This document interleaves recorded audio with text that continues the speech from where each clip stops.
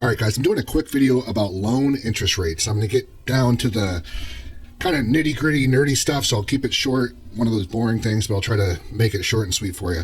A lot of people ask me, how do they get the loan rates? So, of course, this year with Penn Mutual anyway, it's 5.7%. Last year was an odd year. They had it 4% for all the new policies last year, and then previous policies were at 5%. That said, I'm going to show you how they got 5.7 and how you can kind of anticipate what it will be for next year. So I have a policy pulled up here. This is actually a kind of a sample policy, but it's when you sign your final document.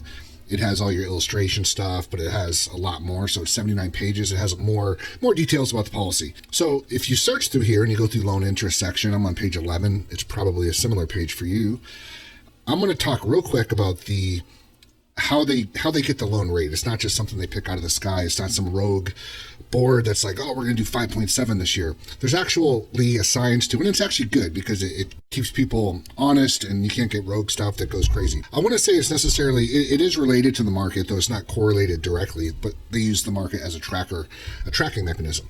So let's look into this here. You can read through this if you want, but I'm going to talk about the legal maximum interest rate.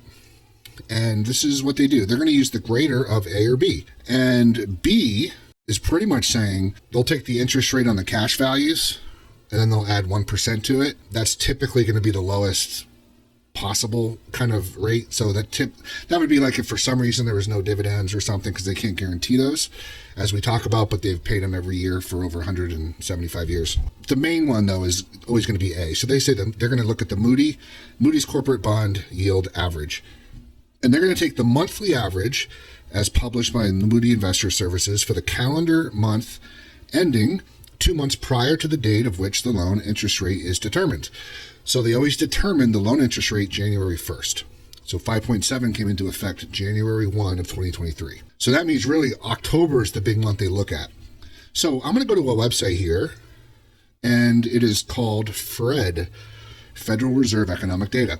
And you can see the fred.stlouisfed.org. And I searched and I found the Moody's Daily Corporate Bond Yield Averages. So they chunk these in AAA and then a BAA corporate bond year. So I'm just going to go ahead and click all these.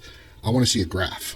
And when I see a graph, I see a whole bunch of dates. They basically put everything on here. So I'm going to zero this in really close. So I'm going to go 2022, September 1st. And over here, I'm going to do 2022, November 30th. Because I just want to see what October is. I just want to encapsulate that, and this will give me an idea. It's a little easier to sift through. So these are all different days and months. They have the daily average and the monthly average. Penn Mutual says we're going to look at the monthly average of 2 months prior. So it would be October. What was October's monthly average? Well, if you want to see the monthly average, you go to the first day of October. And here we see October, the AAA was 5.1 and the BAA was 6.26. All right. So let's see what this tells us. So if I do 5.1 plus 6.26 equals 11.36. And to get the average, I divide it by 2.